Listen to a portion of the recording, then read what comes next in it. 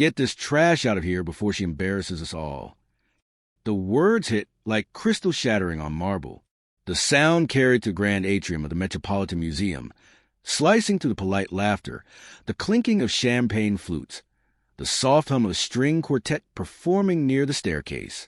Zara Williams froze, one hand still clutching the silver-edged invitation that had just been snatched from her fingers. Around her, the crowd of New York's elite, hedge fund magnates, art collectors, tech billionaires, celebrity philanthropists, turned toward the commotion like predators scenting vulnerability. Victoria Ashford, matriarch of the Ashford dynasty, stood with the poise of a queen who just declared a public execution. Her diamond-studded gown glittered under the chandelier as she glared down at Zara, every inch of her expression saying you don't belong here. Excuse me. Zara's voice was soft, steady, almost too calm. Excuse you? Victoria's laugh was sharp. You've somehow wandered into an event that costs more per plate than you make in a year. That invitation is fake. She snatched the card again and held it up to the crowd like evidence in a trial. Behind her, Preston Ashford, Victoria's 26-year-old son and professional trust fund influencer, raised his phone. Guys, you won't believe this, he whispered his live stream. We've got a gatecrasher at the Met Gala. The red light blinked as thousands of followers tuned in. Next to him, his sister Camilla smirked, the gold trim of her designer gown catching the light. Oh, this is priceless. Maybe she thought it was open mic night. She reached over and ripped the invitation clean in half. The sound echoed across the hall, that crisp tear of paper cutting through the air like a slap. Laughter rippled through the crowd. Phones rose. A dozen live streams began at once. Hashtags formed in real time. Hashtag MetGateCrasher. Hashtag FakeInviteGirl. Zara blinked once, then bent down slowly to pick up the torn halves. Her movements were graceful, deliberate, as if she were aware every camera was recording. The fragments trembled slightly in her hands, though her face remained expressionless. This is actually painful to watch, Camilla whispered to her phone, zooming in. The secondhand embarrassment is killing me. Victoria folded her arms, turning to the nearby museum director. James, I believe security needs to escort this girl out before she ruins the evening. James Patterson, head of security, hesitated. Ma'am, perhaps we should. Now, Victoria snapped. Zara straightened slowly, holding the torn invitation close to her chest. I assure you, she said, her voice calm, there's been some mistake. Of course there has, Victoria said, feigning sympathy. You made one when you walked in.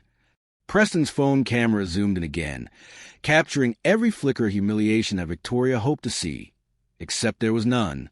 Zara's eyes were steady, unblinking, a quiet storm waiting for the right moment to break. A few guests murmured uneasily. Dr. Sarah Washington, a renowned surgeon, whispered to her husband, "This feels wrong." But Victoria heard and smiled tightly. Oh, Sarah, surely you understand. These events attract opportunists. Her tone turned syrupy for the cameras. Sweetheart, I'm sure you didn't mean to trespass.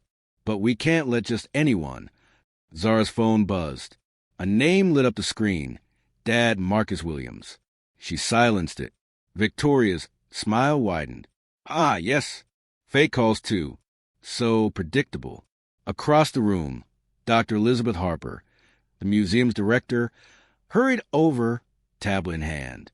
What seems to be the issue? This, Victoria said, gesturing to Zara, a fake donor, a scam artist, pretending to be part of the Williams Foundation. Harper frowned, scrolling through the donor list. The Williams Foundation, platinum sponsor, $100,000 contribution. Laughter stuttered around the room. Victoria's expression flickered, just a tremor, then recovered. Anyone can forge a name, she said quickly.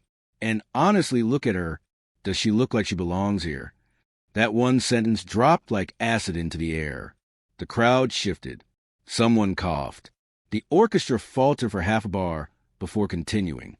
Zara inhaled slowly, the kind of breath people take when deciding whether to walk away or end an era. Preston's TikTok viewers jumped past 15,000. Comments flashed across his screen. Why are they being so mean? She looks legit.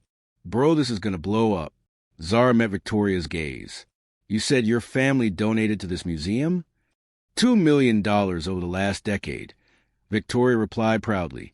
Then maybe, Zara said softly, you should have invested some of that in manners. Gasps scattered through the crowd. Preston grinned, sensing more content. Oh, she's got attitude. Okay, this is getting good. Camila sneered. You're still leaving. Security. Patterson stepped forward reluctantly. Miss, if you could just... I'll go, Zara said quietly. But you might want to verify something first. Victoria's eyes narrowed. Verify what, darling? Your imaginary ticket? Zara's phone buzzed again. Same caller ID. Dad, Marcus Williams. She silenced again, and this time, the camera phones around her caught the name clearly. Who's Marcus Williams? Preston muttered to his chat. Some ex or something? But few older guests in the crowd froze. Judge Catherine Morrison whispered to her husband, Wait, Marcus Williams? The Marcus Williams. Before anyone could answer, Victoria laughed, loud and brittle. Oh, please. Marcus Williams, the billionaire? That's adorable. Zara looked around at the sea of smirking faces, glittering jewelry and phone screens. She saw the crowd's collective cruelty and smiled faintly. Okay, she said, her voice a quiet promise. Then let's see how adorable it really is. She pressed answer. The hall fell into silence. Her calm voice carried across the marble floor. Hi, Dad. You might want to hear what the Ashford family just said about your community and your daughter. Every phone in the room kept rolling. Victoria blinked. Your father? The color drained from Richard Ashford's face. He finally checked his own phone. 17 missed calls, all from Marcus Williams, CEO of Williams Tech Corporation, their company's biggest potential investor. Somewhere in the crowd, a reporter whispered, Oh my God! Dr. Harper's tablet slipped slightly in her hands. Marcus Williams, the Williams Foundation, our platinum sponsor. Preston's live stream exploded. Wait, that Marcus Williams? The tech billionaire? Bro, you're done. This is insane.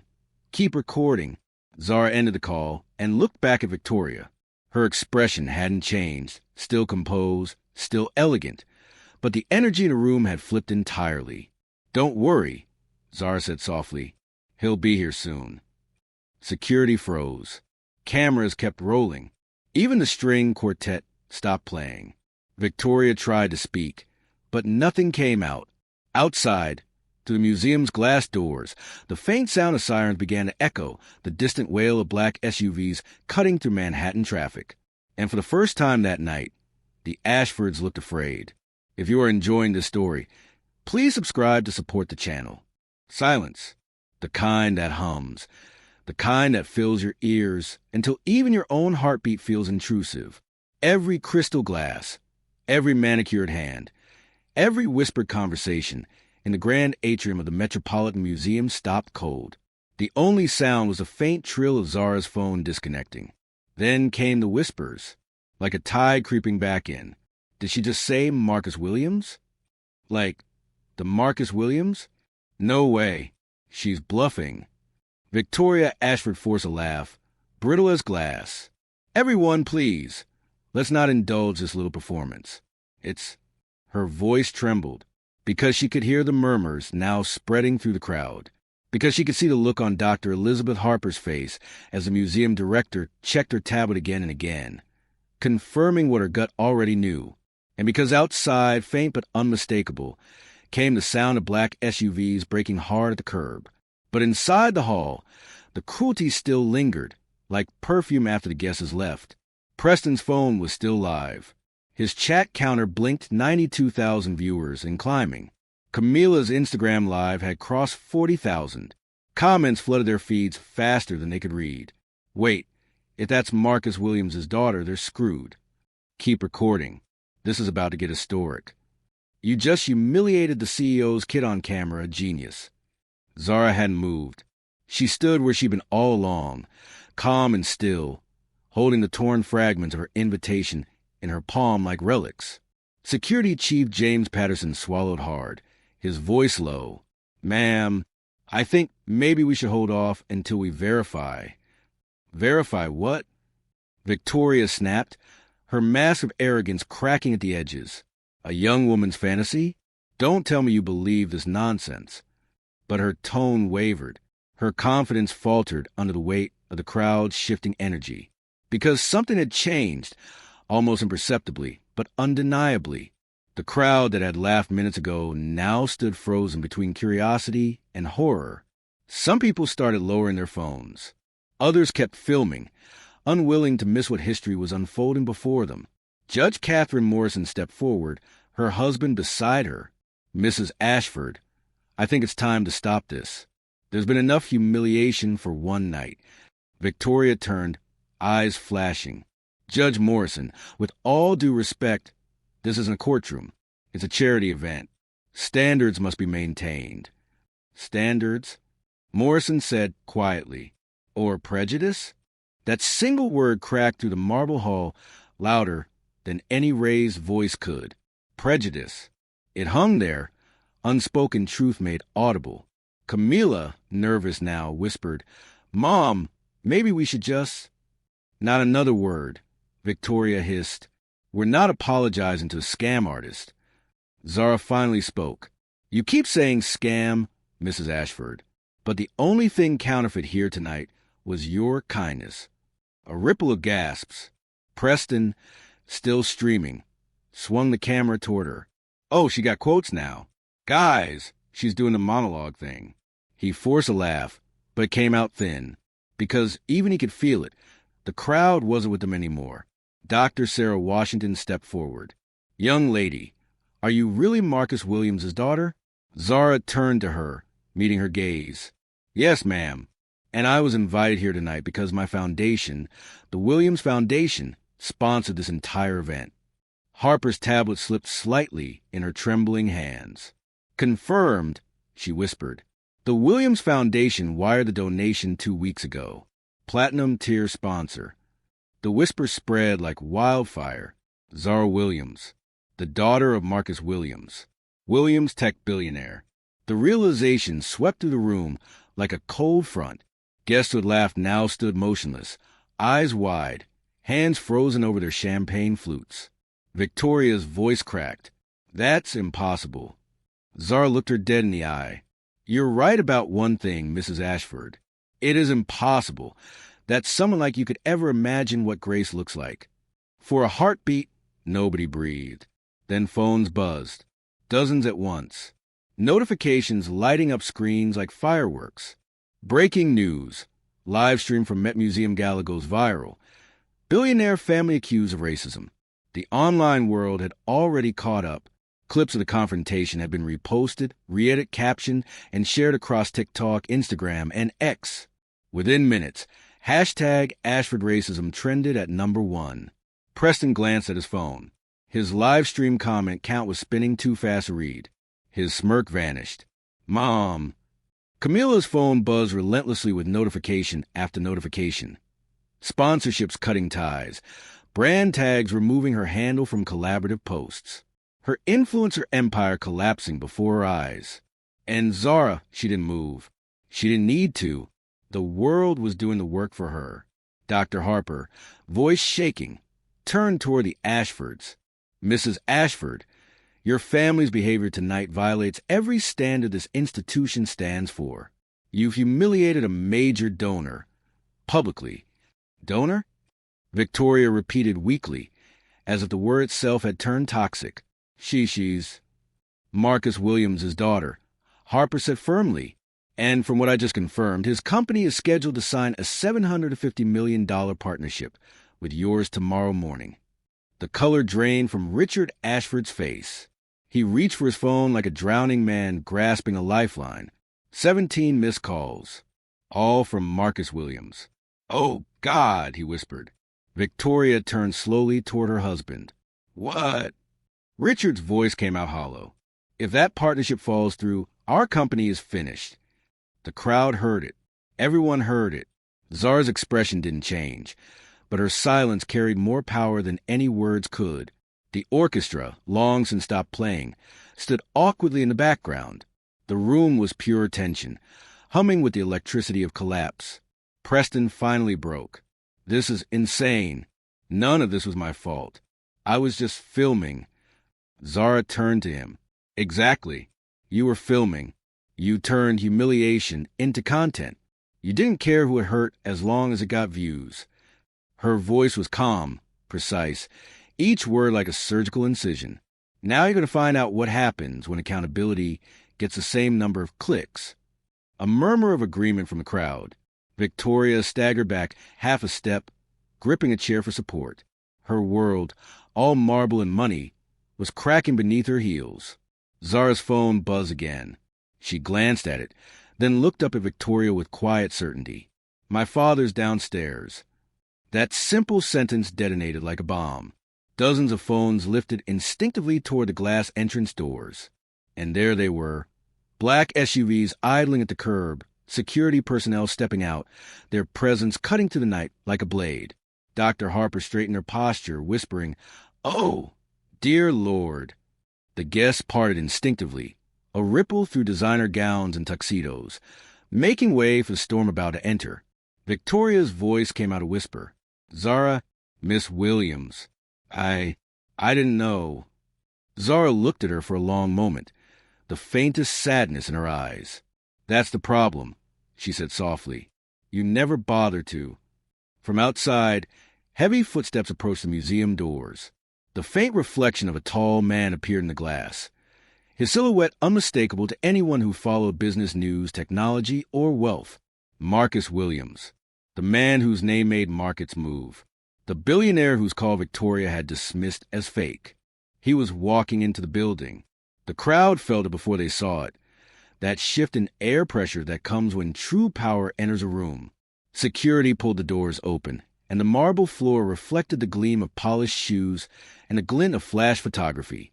Zara didn't turn. She didn't need to. She just said quietly, "Dad." And the world, both inside that marble hall and across every live stream watching, stopped breathing. The double doors of the Metropolitan Museum burst open with a low, controlled hiss, the kind that comes from hydraulics and money. 3 men in black suits entered first, eyes scanning the marble atrium, their earpieces glinting faintly under chandelier light. A hush fell across the crowd. The same socialites who'd laughed minutes earlier now stood frozen, clutching their flutes of champagne like fragile shields. Then he appeared, Marcus Williams, 6'2", broad-shouldered, wearing a charcoal Tom Ford suit that looked pressed by gravity itself. No tie, a single platinum watch gleaming on his wrist. His presence was quiet, but the silence that followed him was total. Every camera turned toward him at once. Preston's live stream zoomed in involuntarily, shaking in his trembling hand. The red record light blinked like an accusation. "Good evening," Marcus said, his tone calm, deliberate, each syllable weighted, like someone who'd spent a lifetime being listened to. His eyes found Zara instantly, softening for only a moment. "You okay, baby?" "I'm fine," Zara said, voice steady. "Just learned a few things about people tonight." Marcus nodded once, an acknowledgement that spoke volumes. Then his gaze lifted to Victoria Ashford and her family. Victoria tried to step forward, smile trembling. "Mr. Williams, this is all a terrible misunderstanding. You see, Marcus raised a single hand. She fell silent. The sound of clicking phone cameras filled the hall. "Before you continue," Marcus said evenly, "I'd like to make sure we're all clear on what exactly happened here tonight." He glanced toward Dr. Harper. "Director Harper, would you mind summarizing?" Elizabeth Harper swallowed hard. "Yes, sir. Ms. Zara Williams, your daughter, was accused of trespassing by Mrs. Ashford and her family. Her invitation was torn in half. Security was called to remove her." Marcus's gaze flicked to Victoria. "You tore up her invitation?" Victoria's voice cracked. "I thought it was fake." "You burned my employee's business card once, didn't you?" Marcus interrupted smoothly. "At a board meeting 3 years ago. You said, 'We don't deal with startups from the wrong neighborhoods.'" The blood drained from her face. He remembered. Richard Ashford finally stepped forward, voice trembling with desperation. "Marcus, please. Let's take this somewhere private. We have a meeting tomorrow. The partnership." Marcus's eyes locked on him, sharp and cold. "Oh, I know. The $750 million partnership meant to bail out your company. The one you called the deal of a lifetime." A collective intake of breath rippled through the crowd. He turned slightly, addressing the room as if it were a courtroom. "Ladies and gentlemen, let's discuss what the Ashford family does with lifetimes." He gestured toward Zara. "They humiliate women of color in public. They turn human dignity into entertainment. They weaponize access, status, and money." Preston tried to speak, his voice small. "Sir, I didn't mean anything." Marcus turned, his expression unreadable. "You filmed it for TikTok." Preston blinked. Yes, but..." "Do you still have it live?" Preston froze. His phone was still streaming. Over 127,000 viewers, watching in real time. Marcus gestured toward it. "Perfect. Let's make sure everyone hears this." He took a breath, calm but lethal. "My daughter came here tonight, representing the Williams Foundation, one of the key sponsors of this event. She was invited, verified, documented." He stepped closer, his shadow crossing over Victoria. "You called her trash." Victoria's lip trembled. "I didn't mean..." "You tore up her invitation," Marcus continued, voice tightening. "And then, when she tried to explain, you called security. All while your children filmed and broadcast her humiliation to hundreds of thousands of viewers." Zara looked down, silent, her hands clasped in front of her. Her restraint said more than any outrage could. Marcus continued, voice low and deliberate. "You assumed that a black woman in a modest dress couldn't possibly belong among you. You assumed she was here to take something, when in fact, she helped fund this entire evening." Gasps. Someone whispered, "Oh my God!" Dr. Harper looked as though she might cry. Marcus's phone buzzed. He checked the screen and pressed speaker. "Marcus." A deep voice said over the line, "This is David Cho from the board. We're all tuned in. Do you need us to proceed with the cancellation?" The audience's head swiveled toward Richard Ashford, who looked like a man watching his own obituary being written in real time. "Go ahead," Marcus said. David's voice echoed across the marble. "As of 9:31 p.m., Williams Tech is formally withdrawing from all partnership negotiations with Ashford Industries. The deal is nullified." Victoria's hand flew to her chest. Richard's knees nearly buckled. Preston's phone caught it all. Every collapse, every stunned face, every ruined legacy.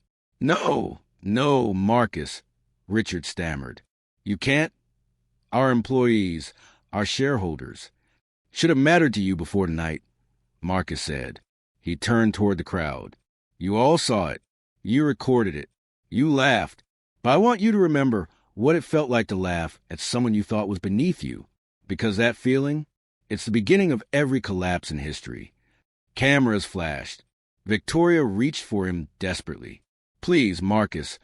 We'll apologize. We'll do anything. Just don't." "Apologies don't rebuild trust," Marcus said, "or pay for humiliation broadcast to millions." He faced Zara again. His tone softened. "Come on, baby. We're done here." Zara hesitated. "Dad." Marcus turned back to crowd, voice carrying like a verdict. "For the record, I don't destroy people. I let truth do that for me." Then he walked toward the exit, Zara at his side. Every step echoed like a countdown. As they reached the doors, Marcus paused, glancing back one final time at the shattered family. "You said she didn't belong here," he said quietly. "Turns out, she's the only one who did." The doors closed behind them with a soft, resonant thud. For a long moment, no one moved. The sound of a single camera shutter echoed through the room. Then chaos erupted. Guests started whispering. Reporters texted editors. Phones lit up with breaking alerts. Preston's TikTok Live exploded to over 500,000 viewers before abruptly cutting out. Within minutes, the entire world knew. #breaking news trended globally. Billionaire family humiliates black CEO's daughter. $750 million deal collapses live. On social media, clips replayed every moment of arrogance, every cruel smile, every tear Zara never shed. The world dissected it frame by frame, finding villains, heroes, and lessons in each second. By midnight, Ashford Industries stock began to plummet. By 3 a.m., CNBC ran the headline, "The Gala That Ended an Empire." And in the morning, while the Ashfords are behind closed blinds, the entire world had already decided which side of history it was on. Because sometimes justice doesn't arrive in a courtroom. It walks through glass doors in a charcoal suit and speaks softly enough to make empires tremble. The morning after the gala felt like the end of an era, the kind of silence that only comes after something massive has fallen. The New York skyline glittered beneath a cold sunrise, but the headquarters of Ashford Industries was shrouded in a storm of its own making.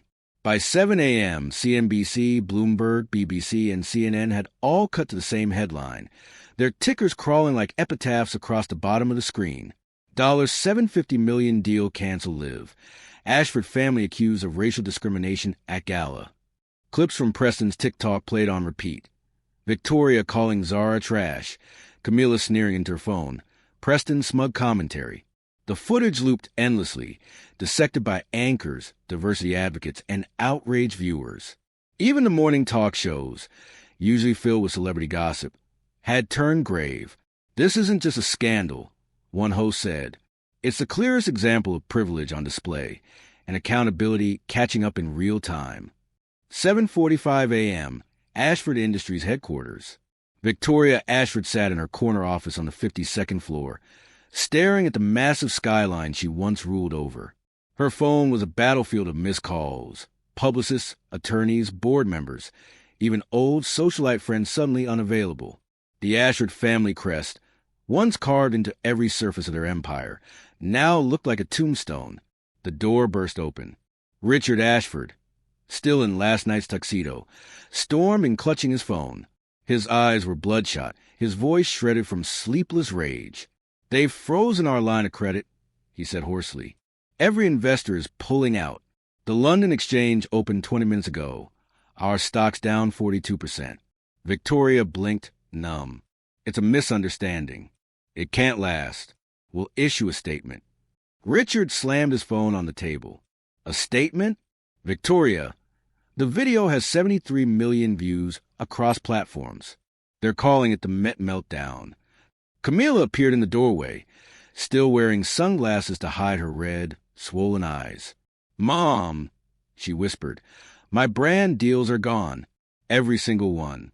L'Oreal, Prada, even the perfume line. They all dropped me." Preston followed behind her, pale and trembling. "I think I'm getting death threats," he muttered. "People found my address. Dad, this is insane." "It's justice," Richard spat. "You three turned a business-saving gala into a funeral. Don't you dare blame us." Victoria snapped, her old arrogance flaring for the first time in hours. "You're the one who partnered with them. You said we needed Williams Tech." Richard slammed his fist on the desk. "We did." The echo filled the office like a gunshot. For the first time in their 30-year marriage, Victoria looked genuinely afraid of him. Not because of his anger, but because she realized he was right. Without Williams Tech, the Ashford empire was nothing but glass and reputation, both already shattered. 8:32 a.m., Williams Tech headquarters. Across town, the energy was the opposite. Controlled, focused, powerful. Marcus Williams sat at the head of a sleek black conference table surrounded by his legal team, PR specialists, and board members. On the wall behind him, a muted feed showed news coverage looping images of the previous night. "Let them bury themselves," Marcus said quietly. "No press conferences. No gloating. We don't need to say a word. The world already saw the truth." His communications director nodded. Hashtag Williamsworth is trending globally. People are flooding our donation links. The foundation's received over $3 million in the last 6 hours. Zara sat beside him, calm, poised. The same serenity she'd shown at the gala. The same fire, now tempered into strategy. "What's our next move?" she asked. Marcus smiled faintly. "Not revenge. Reform." He turned to his chief of staff. Issue a statement by noon. Not about the Ashfords, about corporate ethics. Frame it as a wake-up call for every company that still operates like it's 1955. Zara nodded slowly. Make it about change, not punishment. Her father glanced at her. Exactly. Punishment comes naturally when people refuse to evolve. 10:12 a.m. The markets respond. By mid-morning, Ashford Industries was in freefall. Their New York offices buzzed with panic. Traders shouting into phones, analysts clutching their heads. Financial networks ran split screens, one showing the Ashford stock's downward spiral, the other showing Marcus Williams walking into a meeting, calm as a storm that had already passed. At 10:47, Bloomberg analysts confirmed what the Ashfords already feared. Williams Tech has terminated all pending contracts. Without that capital infusion, Ashford Industries faces insolvency within 60 days. Investors fled. Banks pulled their guarantees. And as if orchestrated by poetic justice itself, the very influencers who'd once begged for Ashford sponsorships now posted public apologies to Zara. Camila scrolled through Instagram in disbelief. We stand with Zara Williams. Grace under fire, she showed what dignity really means. This is how you dismantle prejudice. With composure, her eyes filled with tears. They're calling her a hero, she whispered. Me a villain. 12:30 p.m., the boardroom inferno. The Ashford board meeting was chaos. 40 executives crammed into a polished conference room that felt more like a pressure chamber. A large screen played muted clips from CNN as the board chair, an older man with silver hair, addressed the family with icy detachment. Mrs. Ashford, he began, your conduct last night has placed this company in direct violation of our ethical compliance agreement with multiple partners. We are legally obligated to investigate your behavior. Victoria tried to compose herself. Please, Harold, you've known us for years. He cut her off. I've also known Marcus Williams. And unlike you, he doesn't humiliate people for sport. Richard buried his face in his hands. What are you saying? The chairman slid a document across the table. Effective immediately, the board is voting to remove the Ashford family from executive control pending further review. Camila gasped, You can't do that. We can, Harold said flatly. And we will. Richard stared at the paper, lips trembling. This company was our legacy. No, Harold said. It was your privilege. Legacy is something you build for others. You used it to build walls. 3 p.m., the world reacts. Social media reached a fever pitch. Clips of Zara's quiet strength from the gala were now being used in university lectures, corporate training, even sermons. The phrase, dignity is power, trended globally. A talk show host summed it up best. Zara Williams didn't have to shout, didn't have to fight. She simply stood still while the world saw who everyone else truly was. Marcus Williams' statement, released at noon, became the most shared corporate post in history. True wealth is measured not by your bank balance, but by how you treat those who owe you nothing. Marcus Williams, CEO, Williams Tech. By evening, it had been shared 40 million times. 7 p.m., the collapse complete. Outside Ashford Tower, reporters swarmed like vultures over a carcass of luxury. Police barriers kept the crowds at bay as delivery trucks quietly removed company signage. The once proud Golden, a logo was dismantled piece by piece. Inside, Victoria watched from her office window, face ghost pale in the fading light. Her reflection overlapped the scene, the woman who'd ruled the city now staring at her own downfall. Behind her, Richard spoke softly. We can still rebuild. Maybe if we... She shook her head. No, we burned too many bridges. And last night, we burned the one person who could have saved us. Down below, a reporter shouted into a live camera. What began as a simple gala confrontation has become one of the most devastating corporate collapses in recent history. Victoria's eyes filled with tears for the first time. I called her trash, she whispered, but she carried herself like royalty. For the first time, she saw it clearly. The truth beneath all the marble and gold. The Ashfords hadn't lost their empire because of scandal. They'd lost it because they believed power meant being above decency. And now, the world was proving them wrong, in real time.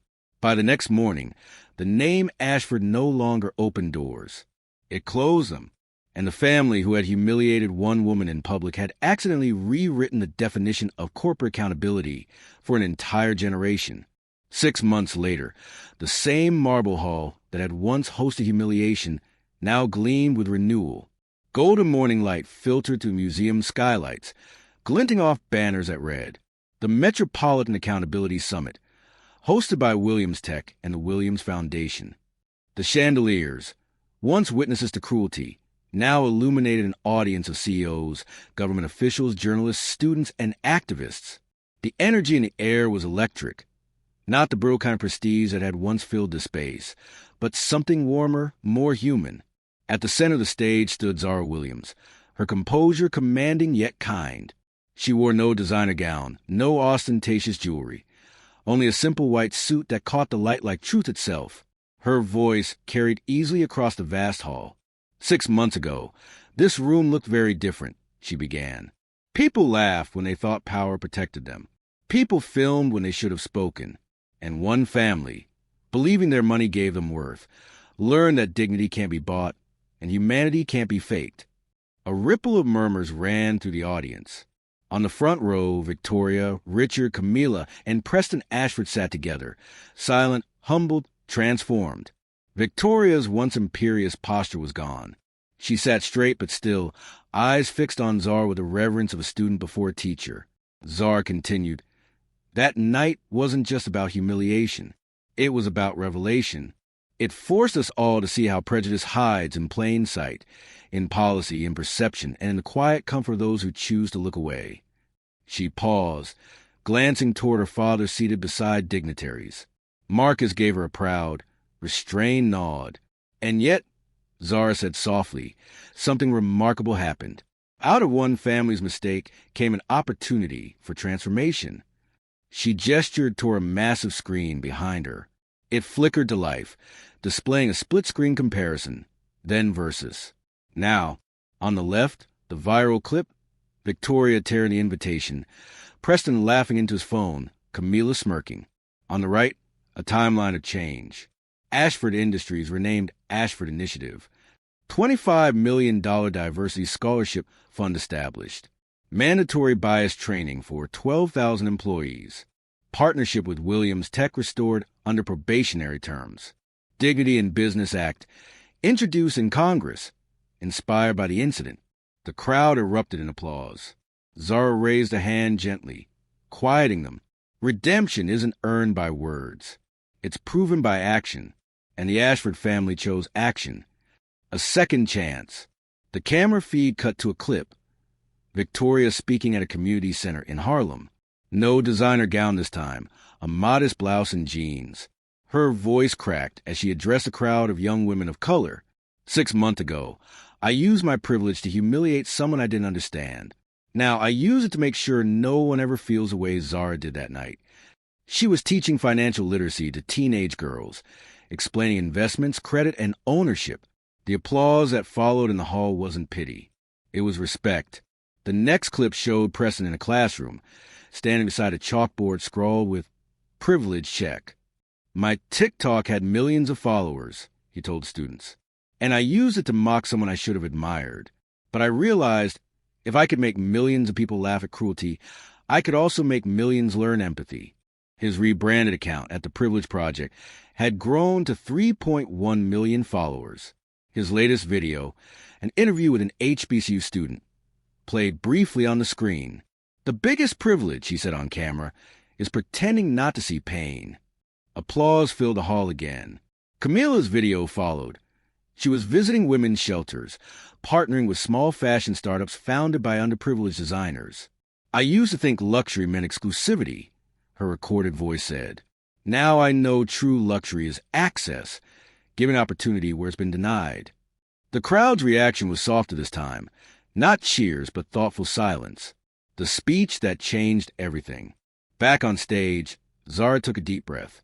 "The world loves revenge stories," she said. "But revenge doesn't rebuild. It destroys twice, once for the offender and again for the offended. What my father taught me that night was something deeper, accountability with dignity. Marcus rose from his seat. The hall quieted instinctively. His voice, calm and steady, rolled through the room like a sermon. The Ashfords lost an empire that night, he said. But they gained something rarer, a conscience. And the rest of U.S. gained proof that power, when unchecked by empathy, always collapses under its own weight. He turned to face the family, directly. Victoria, your public apology reached 87 million people. But more importantly, your behavior reached one. My daughter. Victoria's eyes glistened. She stood, voice trembling. Mr. Williams, Miss Williams, I can't undo what I did, but I can live every day ensuring I never do it again. Thank you for not destroying us when you could have. The hall fell silent. Then, one by one, people rose to their feet in applause.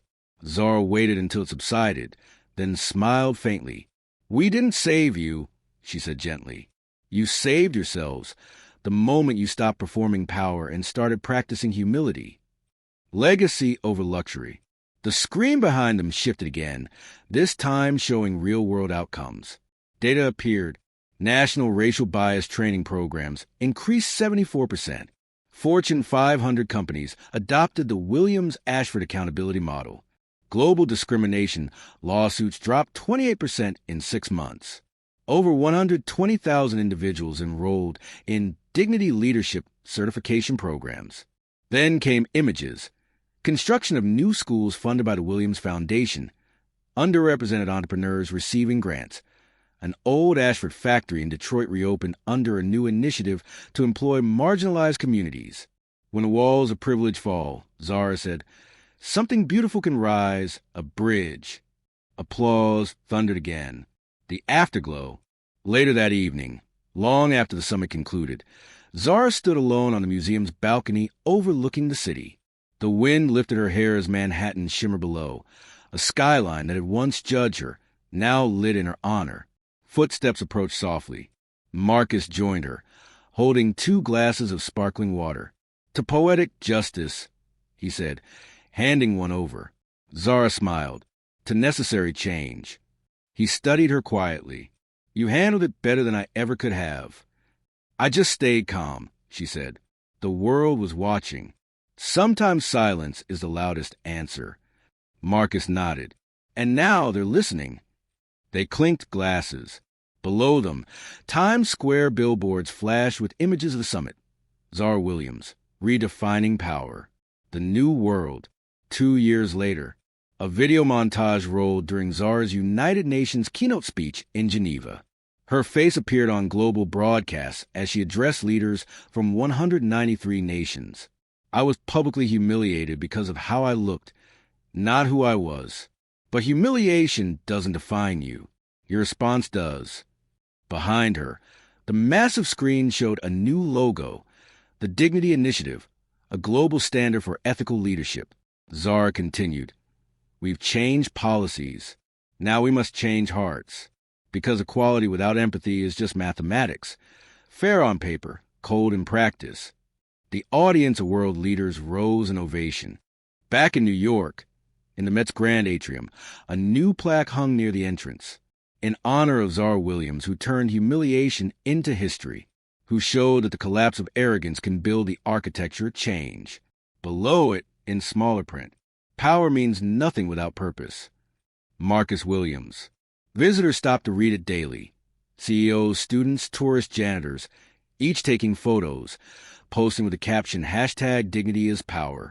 And somewhere in the back of the crowd, Victoria Ashford sometimes stood quietly watching, tears in her eyes, grateful that the worst night of her life had given birth to something far greater than her wealth ever could, a legacy of compassion. Zara once told a reporter, empires fall when they forget empathy, but humanity rises when someone remembers it. And now, her name wasn't just trending, it was timeless. If you like this story, please subscribe to support this channel.